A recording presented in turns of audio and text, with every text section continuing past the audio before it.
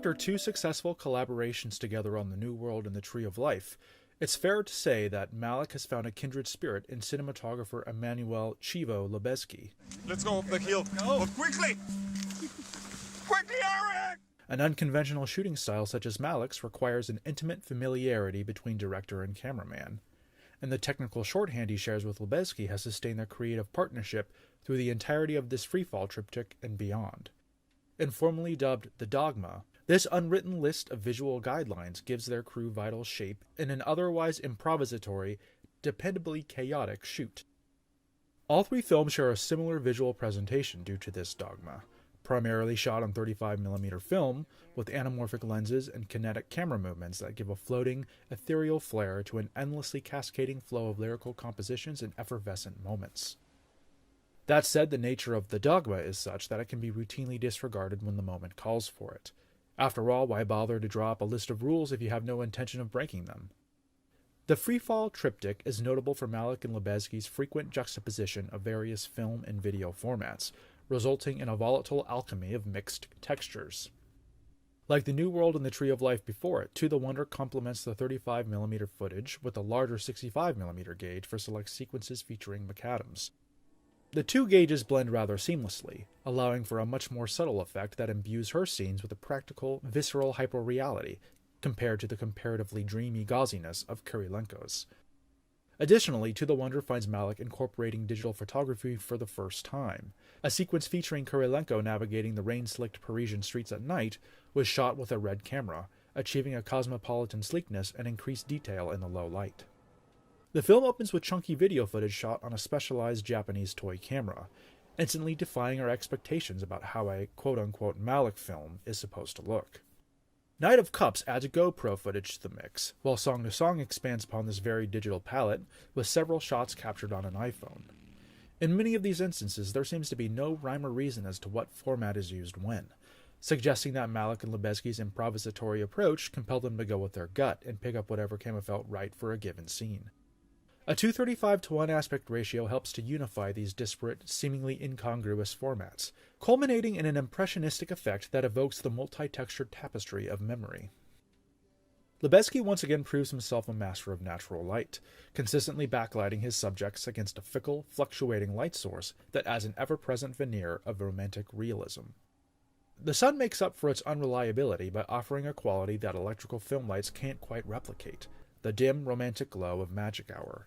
It's become a common in-joke that Malick, like the common Instagrammer, can't resist his sunsets, but their recurring presence throughout his filmography speaks to his unique ability to capture creation's fleeting beauty and impermanence. His films feel alive in a way that others do not, each one containing a multitude of lifetimes that are experienced simultaneously. Other compositional conceits like lens flares or evocative light patterns cast by window panes are another source of artful imagery throughout the triptych, helping Malick and Lubezki in further capturing the quiet spirituality of the natural world. Autumnal tones define To the Wonder's color palette, rendering the astonishing beauty of Oklahoma fields in dusky golds, oranges, and reds that both counteract and complement the sterile beiges and browns of Neil and Marina's lifeless suburban tract home. Knight of Cups and Song to Song both embrace a wider range of brilliant colors, bringing forth the eclectic vibrancy of their urban settings without imposing a particular tone or mood. Far from a dispassionate, distant observer, Malick's camera acts instead as an omniscient, restless presence capable of capturing the hidden emotions of its subjects and suffusing even the most trivial and everyday of interactions with a profound, existential subtext. Organically motivated handheld and Steadicam moves continually push through the frame's Z-axis, further adding to Malick's penetrating and inquisitive storytelling approach, while a sprawling depth of field beckons the viewer with a veritable bounty of detail extending towards the horizon. These films find Malick and Lubezki subverting the conventional functions of wide-angle lenses for narrative effect, employing them for close-ups to achieve a distorted, penetrative quality that nevertheless feels emotionally correct. As the edges of the frame curl back around us, it feels almost as if we are stepping beyond the character's personal space to intrude on their thoughts. Knight of Cups adds a touch of impressionism with a series of surreal vignettes concerning Rick's father, observing him washing his hands with blood, or delivering a cranky, rambling diatribe to an audience in a smoky theater. The overall effect is one of effortless transition between objective reality and the evocative theatricality of Rick's perception. While many collaborators have come and gone throughout Malick's career, the one constant presence has been production designer Jack Fisk. From his debut with Badlands and onwards, Malick has yet to embark on a theatrical feature without Fisk at his side. Indeed, Fisk's involvement has only grown more vital with each subsequent work, rooting himself in tandem with Malick as the director has increasingly shown an interest in exploring how people inhabit various spaces. Whereby their work from Badlands to The Tree of Life revolved around recreating a certain historical period or look, the contemporaneous settings of the Freefall triptych require little in the way of such effort. Fisk creates evocative environments for Malick's characters to inhabit, comprised entirely of found locations, spartanly dressed to suggest a curated energy, rather than one of lived-in authenticity. There is a deliberate clash of architectural styles within each of the three films: homey bungalows, quaint small-town masonry, cosmopolitan skyscrapers, and even ancient stone pyramids, their varying contours predetermining the listless flow of action within, while allowing Malick to further explore the unique ways in which we inhabit and move through space. In the case of To the Wonder, Fisk works with Malick to create a rugged world filled with the heartache and yearning that consumes so much of its characters' thoughts. This manifests primarily through the intentional sparseness of Neil and Marina's home. The lack of furniture, art, or color creates something of an emotional homelessness that echoes the hollow center of their relationship. Devoid of anything that makes a house a home, this empty structure, one of dozens of identical structures on a treeless street, becomes a beige prison, a carpeted cage that keeps their passion from taking flight. As they wander their empty home, trying to avoid each other, they come to realize they are simply playing house, and the game stopped being fun quite some time ago. Fisk and Malick also go to great lengths to create a strong visual contrast between pastoral Oklahoma and the bustling cityscape of Paris. We hardly see any people walking around the streets of small-town Bartlesville, save for the downtrodden populace that Father Quintana visits. Malick's Bartlesville, then, is a town of wide, empty streets, beautiful, empty buildings, gorgeous skies devoid of air traffic. Here, the traffic jams are caused not by cars, but by herds of grazing bison. Paris, on the other hand, is a teeming utopia of busy pedestrians, honking vehicles, light pollution, and centuries of soot-stained history. "We'll always have Paris" is the cliché line, but in the case of Neil and Marina, it's more than just a truthhood. It's a painful embodiment of the ideal they'll never attain as a couple. Fisk, then, has the unenviable task of imbuing To the Wonder's title with meaning. Often regarded as one of the wonders of the world, Mont Saint-Michel in Normandy, France, stands as a looming presence in Neil and Marina's relationship. The site of a romantic date seen early in the film, the stunning landmark comes to represent the zenith of their happiness, a paradise rendered in gorgeous medieval architecture that they were able to physically experience for only a fleeting moment, and yet can never return to in a philosophical sense. Fisk and Malick managed to conjure a mythical, celestial aura about the space. It seems to belong more to the realm of the mind than as a physical landmark within the real world. In rendering Mont Saint-Michel in this way, Malick and Fisk raise one of To the Wonder's most salient thematic inquiries. If you could experience heaven, then how could you possibly return to a happy existence back on Earth?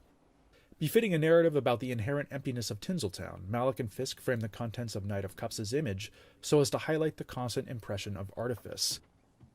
Several vignettes find Bale wandering empty studio lots, taking in the fake facades and painted skies with only his agents and the occasional costumed extra to keep him company. The same could be said of the opulent hilltop mansions filled with extravagant furnishings but devoid of people to use them. Or even the entirety of Las Vegas itself, a glittering sprawl of plastic and silicone fakery masquerading as class and sophistication. Song to Song finds the members of its central love quadrangle cavorting through striking spaces in an improvised fashion, with the camera reacting to their spontaneous decisions rather than imposing a set path for them to follow. Fisk's dressing of said sets in a 360-degree fashion is invaluable towards this end, as is a lighting scheme that prioritizes available illumination. A free-floating camera would otherwise repeatedly capture film lights, destroying our suspension of disbelief. Malick's signature snapshot-style dramaturgy reinforces the visual idea of multiple lives lived as one. His team, anchored by Keith Frace as the one editing constant across all three works, builds upon the template that Malick has slowly cultivated through the decades. This involves foregoing the construction of scenes in a conventional linear fashion in favor of elliptical snapshots that zero in on the narrative essence of the scene, in the process suggesting the fleeting ephemerality of life itself. Estás dentro de mí. Alrededor de mí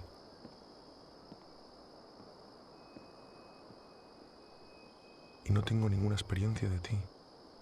This stream of consciousness approach results in a dynamic, cosmic scale that is at once both unnervingly intimate and broadly communal.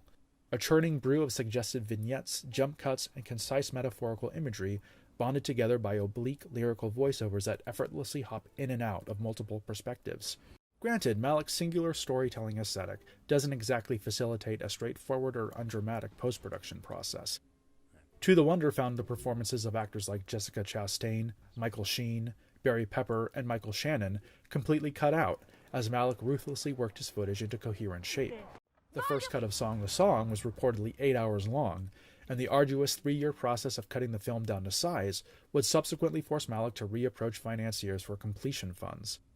While the experience of watching this style unfold feels quite chaotic and freeform, the approach itself is actually exceedingly disciplined, oftentimes giving the films their distinct structure. For instance, the episodic nature of Knight of Cups lends itself to a series of intertitles structured around various tarot cards that imbue the film's title with its narrative significance. A large part of Malick's stylistic success can be attributed to his use of music as a key thread stitching everything together with an emotional through line. Having come to Malick's attention when one of his tracks was used in The Tree of Life, the then 26-year-old composer Hannon Townshend becomes a primary driver of the triptych's musical character by scoring To the Wonder and Knight of Cups. Comprised mostly of brooding, atmospheric strings, Townshend's 2 scores perfectly complement an aggressive selection of classical and religious source music from Malick's personal collection. The usage of Arvo Pärt's Fratres for 8 cellos has become somewhat of a staple amongst recent independent cinema of a certain mindset, that being of the dark and deadly serious variety. The appeal of Pärt's work lies in the quiet majesty it imprints on whatever image it accompanies, an effect that To the Wonder employs to its advantage in helping the audience access the innermost restlessness and disquiet of its characters. Knight of Cups expands on this conceit with its use of Wojciech Kilar's Exodus as a recurring theme, its medieval character positioning Bale as some kind of noble knight, on a quest or crusade for the ultimate artifact, a universal, spiritual truth that binds together all of creation in cosmic harmony. A selection of garage rock tracks infuse Knight of Cups with a punk edge, in the process becoming a bridge of sorts between the solemn grandeur of To the Wonder and the punk electricity of Song to Song.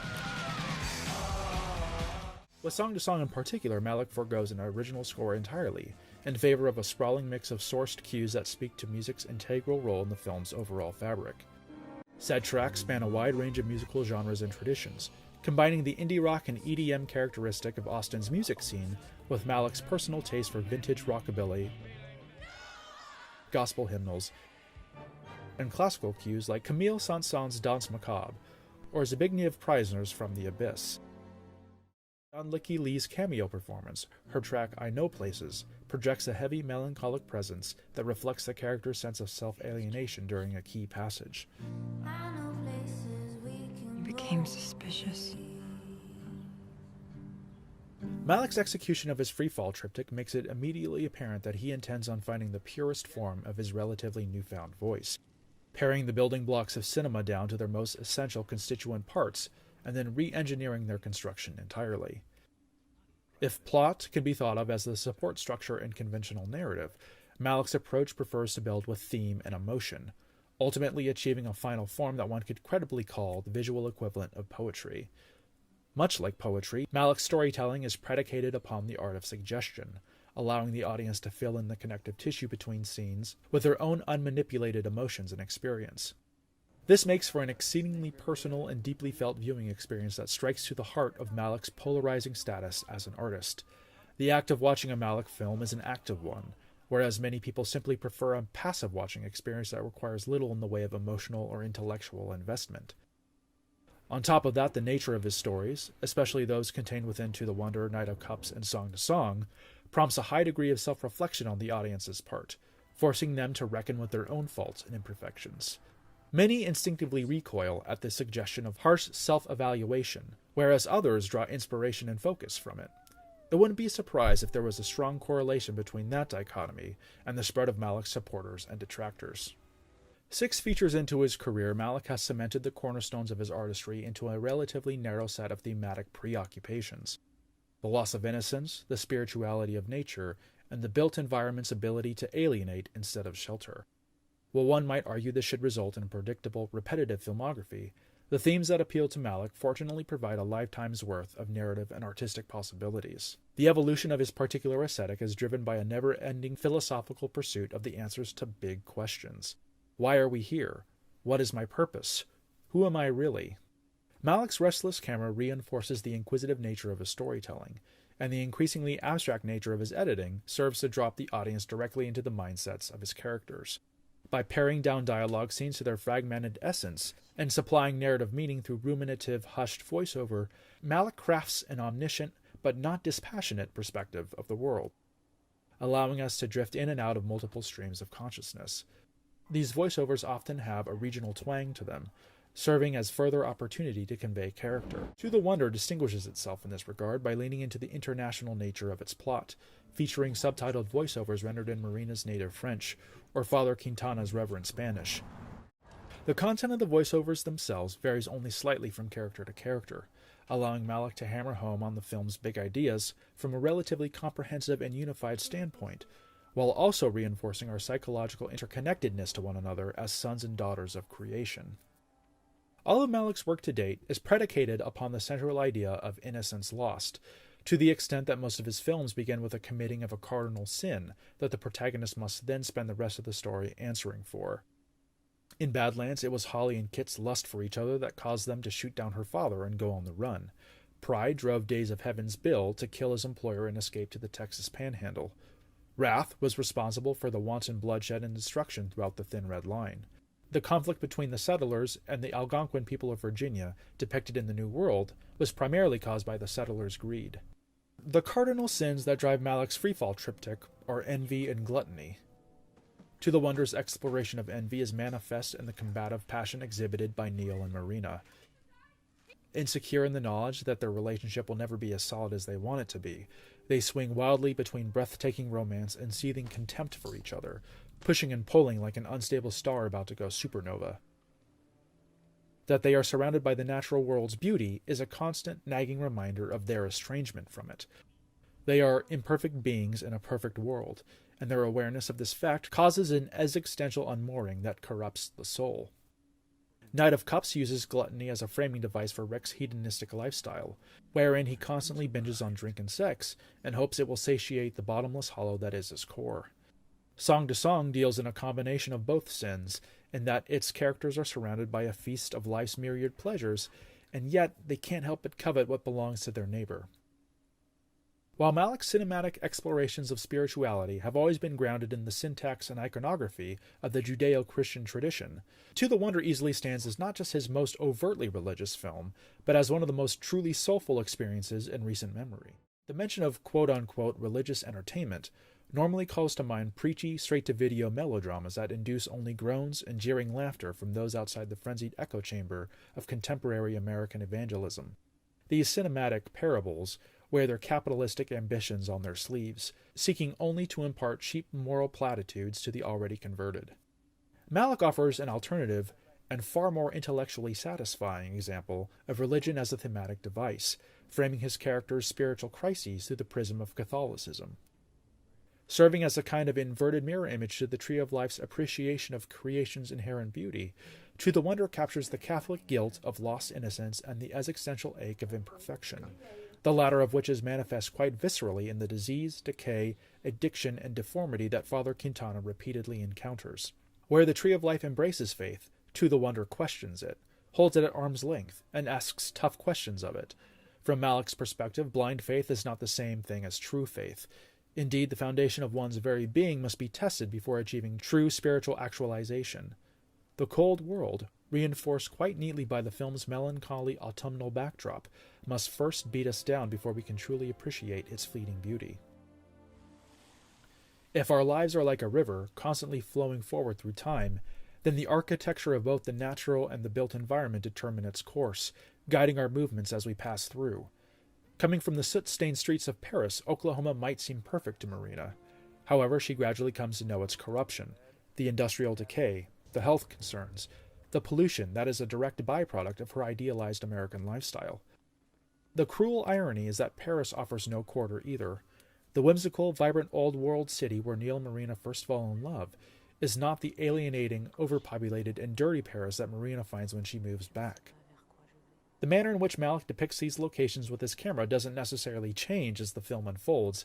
Rather, it's our perception of them that evolves, right alongside the characters. This is one of To the Wonder's major artistic triumphs, Malick's ultimate success in placing us so centrally within his character's internal consciousness that we begin seeing the world as they do. The Los Angeles setting of Knight of Cups allows for particularly evocative twists on this formula, modeling its chronicle of innocence lost after the parable of the prodigal son. The film loosely follows the trajectory of this biblical story, detailed in the Gospel of Luke as a cautionary tale about the perils of vice and temptation as enabled by wealth, ultimately ending with the man forced to return home penniless but nevertheless embraced by his father. We are told that Rick is a screenwriter, and a successful one to boot, but Malick never shows him at work, beyond a few dispiriting encounters with his agents, You said all you want to do is write big movies in Hollywood. or a script doctoring session he spends staring out the window. This is an active, important decision on Malick's part, to better convey how Rick has been undone by the side effects of his success. Rather than find fulfillment in his writing, he seeks to fill his personal void with booze-soaked sex parties and aimless joyrides around town. Each Dionysian encounter seems to suck more and more vitality from his frame, causing him to increasingly resemble the forgotten addicts on Skid Row that once seemed to be on another planet apart from his world of excess. Much like the story of the prodigal son is a parable for the Christian God's unconditional love, Rick's ultimate redemption lies in his return to a fostering and compassionate entity, namely, nature. Indeed, Rick can only seem to find himself when he gets away from the glare of urban life. Biblical allusions to wandering the desert aside, it's no accident that the film's conclusion occurs in Palm Springs, a starkly beautiful, minimalist landscape that offers a blank canvas for one's total reinvention. Far removed from gridlock traffic, smog, and light pollution, the desert offers not only clarity and peace, but also a kind of forgiveness or mercy. Here, Rick can begin to imagine a different life for himself, a simpler, more fulfilling one, where the pleasures of wealth and flesh are supplanted by the rapture of creation's effervescent beauty. A seemingly random earthquake that happens early on in the film bookends this conceit, and while insurance companies might literally call it an act of God, its occurrence within the context of Malick's spiritual meditations becomes Knight of Cups' de facto inciting event, a profound awakening that shakes Rick from his bacchanalian status quo. Furthermore, Malick's use of tarot card imagery and framing devices gives this spiritual character a mystical and exotic quality, enriching and diversifying Malick's otherwise Judeo-Christian paradigm. Knight of Cups amplifies Rick's alienation by rendering Los Angeles as a forest or jungle of imposing monoliths, their modern silhouettes beckoning towards a progressive future of ever-increasing human achievement. And yet, they are also oppressive structures, blocking life-giving sunlight while continually reminding us of our cosmic insignificance. Malick hammers home this sense of environmental hostility with frequent cutaway shots to distant planes and helicopters. Deliberately evocative of the cutaways to wildlife in his previous work, these false birds are rendered in metal and gasoline, instead of flesh and feathers, dangling the promise of freedom even as their artificial makeup reinforces our own entrapment. Even Rick's Spartan condo is a form of prison, eschewing the creature comforts of home in order to become the physical embodiment of his hollow lifestyle. It's very telling that Malick includes a vignette of Rick coming home to find armed robbers rooting through his material possessions, only to leave with nothing but utter bewilderment when they decide there isn't anything worth taking. Rick's condo provides only his most essential need for shelter, signaling a profound failing to integrate himself more fully with his environment and ensuring his perpetual alienation from it. The least overtly religious of all his films, Song to Song nevertheless finds Malick's characters reveling in the purity and unconditional mercy of creation. With the exception of a short sequence where BV comes across a quaint church in the Mexican countryside, it is the natural world that serves as their house of worship. Whereas To the Wonders Oklahoma was almost entirely agrarian, and Knight of Cups' California was almost entirely urban, Song to Song's Texas rests squarely in the convergence of these two realms. The boundaries between the two are frequently blurred. Indeed, most of the film's chosen locations seem to deliberately emphasize an attempt to incorporate the exterior world into its interior design. Infinity pools lap up against the ocean horizon. A huge glass facade essentially turns the grass lawn beyond into another room. A condo in a high-rise tower allows its occupants to quite literally live amidst the clouds. It's no coincidence that most of these locales belong to Fassbender's cook, who seems to have no less than 3 houses scattered across the city. Despite projecting an outward veneer of extreme confidence, Cook's seeming inability to choose between the rural and industrial world robs him of a genuine identity. There is no internal conflict like there is for BV or Faye, just a crushing void that he attempts to fill with the fleeting pressures of sex, drugs, and alcohol. A literal black hole of vice and moral decay, Cook's dense gravity threatens to strip mine the innocence of those caught in his orbit. To associate with him is to make a deal with the devil. He can make you the next rock star, but it may very well cost you your soul. Naturally, BV, Faye, and Rhonda come to be caught up in his swirling, lustful vortex, begetting personal crucibles of their own. Each experiences a Malickian loss of innocence tailored to their own specific archetypical identities, idealism being BV's, sexuality being Faye's, and loyalty being Rhonda's. BV's idealism drives his pursuit of a music career, and what initially appears to be a promising association with Cook leads to a frictious disillusion that will cause him to second-guess his aspirations. Faye's fluid sexuality enables a kind of personal liberty driven by a genuine passion for life, but Cook's refusal to honor the purity of her relationship to BV decays her sense of self, constricting her freedoms while muddling her ideals. Rhonda's loyalty to family, evidenced by her close relationship with her mother, revels in its black-and-white simplicity. Cook deviously persuades her to indulge his insatiable sexual desires in the name of a shared experience. However, her roots as a down-home Texas girl who loves her family and her God means that she isn't emotionally equipped for Cook's nihilistic carnival of the flesh, and the loss of her personal innocence results in an ideological unmooring with cataclysmic repercussions. Far more than simple movies, Malick's films are journeys into the interior unknown of the human experience, deep introspections into the nature of our existence as the only life forms in all of earthly creation to seemingly possess a soul. This awareness of self suggests a higher calling, a responsibility or stewardship over said creation. And yet our humanity is defined by our flaws.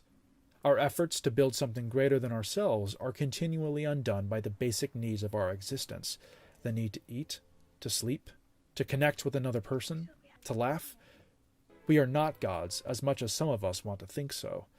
The protagonists of Malick's freefall triptych are caught in this existential hamster wheel, preventing them from making the kind of grand sweeping change in status quo that conventional films so desperately cling to. While the events of To the Wonder, Knight of Cups, and Song to Song don't outwardly change their characters in a physical sense, they do allow them to step off the vicious hamster wheel, if only for a second. They're able to take a step back and catch their breath. Malick affords them a small act of grace, just enough to give them a sightline of the path towards true actualization. In so doing, Malick's ultimate message with the freefall triptych becomes one of hope. For all the physical and moral pollution of our contemporary world, there is still time for us to rediscover our original purpose and reclaim our greater destiny. With his freefall triptych, Malick has seemingly created a new form of cinematic autobiography, oblique, lyrical, authentic in emotion, if not necessarily experience. The more abstract his expression becomes, the more generous he is in revealing his most intimate self. These films, if nothing else, are a precious gift to cinema from one of its most reclusive, crucial, and influential voices. Their very existence nothing short of a miracle.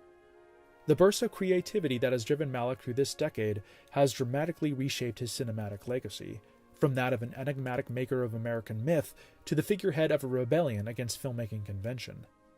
As the medium enters its second century of existence, Malick's filmography makes one thing exceedingly clear. We've only just begun to scratch the surface of cinema's potential.